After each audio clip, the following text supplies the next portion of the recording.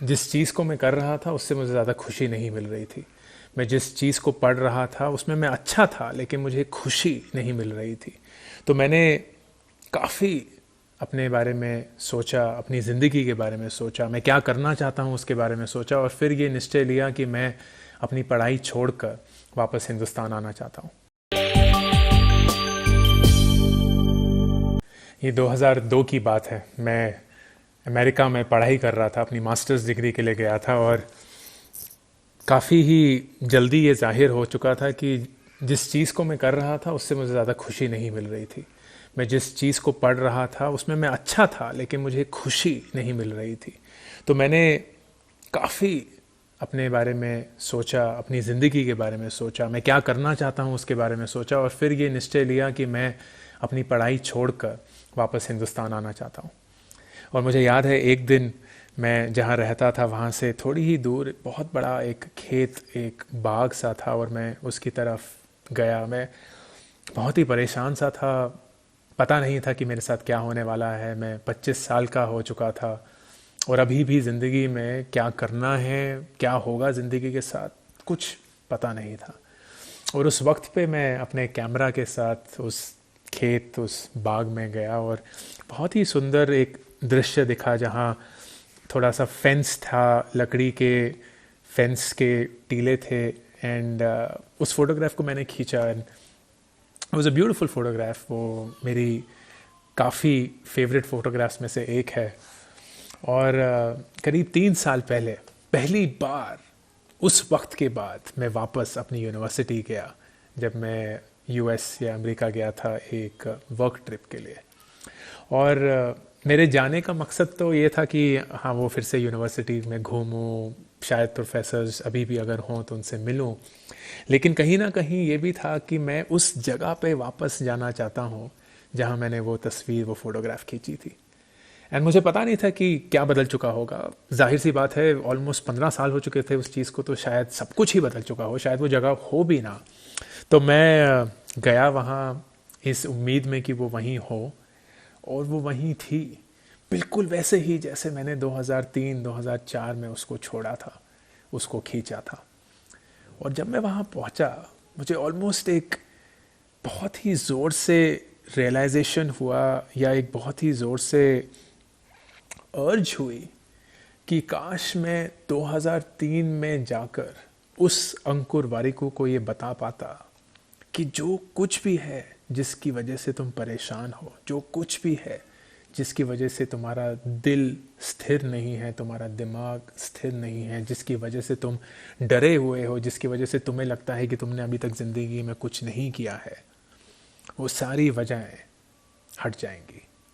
काश मैं वापस 15 साल जा पाता और उस अंकुर वारिकू को ये बोल पाता कि सब कुछ ठीक हो जाएगा, चिंता मत करो, सब कुछ ठीक हो जाएगा। हम बहुत बार अपने पुराने बीते हुए जो इंसान को, उस व्यक्ति को, वो काफ़ी चीज़ें बोलना चाहते हैं जो हम आज जानते हैं। हम काफ़ी बार जब 30 के हो जाते हैं तो सोचते हैं कि काश ये सारी चीज़ें जो मुझे आज पता है, मुझे 20 साल पे भी पता होती। काश जो मैं आज जानता हूँ जबकि मैं 25 का हूँ, मुझे पता होता जब मैं 15 का होता। और हम में से काफ़ी लोग ये पूछते हैं कि अगर आप अपने पुराने वाले इंसान को, वो 20 साल पुराने या 10 साल पुराने इंसान को कुछ बोल सके या एक चिट्ठी लिख सके, तो आप उन लोगों को क्या लिखेंगे, उस इंसान को क्या बताएंगे, आप अपने यंगर सेल्फ को क्या बोलेंगे? जब कभी भी मैं इस सवाल के बारे में अपने आप से बातें करता हूँ तो एक ही चीज़ है जो बार बार मेरे जहन में आती है कि काश मैं अपने यंगर सेल्फ को, अपने 20 साल वाले अंकुर वारिकू को ये बता पाऊँ कि ज़िंदगी में तुम जो भी डिसीजन लोगे, ज़िंदगी में तुम जो भी चॉइसेस करोगे, वो हमेशा अवेयरनेस से करना, इग्नोरेंस से नहीं। तुम ज़िंदगी में जो भी निश्चय लोगे, ये ज़रूर तय करना कि तुमने वो निश्चय इसलिए लिया है क्योंकि तुमने बाकी सारे ऑप्शंस को एक्सप्लोर किया, बाकी सारी चीज़ों को परखा, और तभी जाकर ये एक चॉइस लिया है। इसके लिए नहीं कि तुम्हें और कुछ पता ही नहीं था। तुमने ये चॉइस इसलिए लिया है ज़िंदगी में क्योंकि तुम्हारे पास और कोई चॉइस था ही नहीं। वो हमेशा कहीं ना कहीं गलत चॉइस ही निकलती है। मेरी ज़िंदगी ने अगर मुझे सिर्फ एक ही चीज़ सिखाई है, वो ये सिखाई है दोस्तों, कि जब कभी भी मैंने ज़िंदगी में कोई भी चॉइस लिया है, कोई भी कदम उठाया है, और वो इसलिए उठाया क्योंकि मैंने बाकी सारी चॉइसेस को एक्सप्लोर किया था, बाकी सारी चीज़ें जो मैं कर सकता था उसके बारे में मैंने सोचा, समझा, लोगों से पूछा, जाना, और तब जाके मैंने वो चॉइस ली जो मैं लेना चाहता हूँ। वो ज़्यादातर सही चॉइस निकली। लेकिन जब कभी भी मैंने वो वाली चॉइस ली अपने आप को ये बोल के कि मेरे पास और कोई चॉइस है ही नहीं, जब कभी भी मैंने कोई ऐसी चॉइस ली जिससे मुझे लगा कि मेरे पास और कोई तरीका और कोई पाथ है ही नहीं, वो ज़्यादातर गलत ही चॉइस निकली। और मैं अपने 20-year-old सेल्फ को सिर्फ एक ही चीज़ बताना चाहता हूँ कि ज़रूर ये निश्चय करना।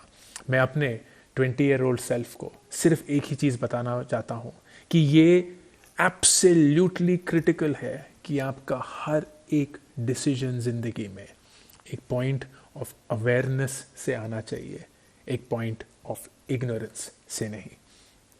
आप शायद जवान हैं, अभी भी अपने 20s में हैं, अगर ये वीडियो देख रहे हैं तो मेरा सिर्फ आपसे एक ही आग्रह है, सिर्फ एक ही रिक्वेस्ट है कि जब कभी भी आप लाइफ में कोई भी ऐसी चॉइस लें जो आपके लिए ज़रूरी हो, जो आपकी ज़िंदगी को एक आगे, जो आपकी ज़िंदगी को एक नए मोड़ में ले जाए, जो आपकी ज़िंदगी को आगे बढ़ाए, तो प्लीज़ वो चॉइस ऐसी लीजिएगा जब आपने बाकी सारी चॉइसेस को अच्छे से परखा हो, अच्छे से जाना हो, और तभी आपने ये चॉइस ली हो।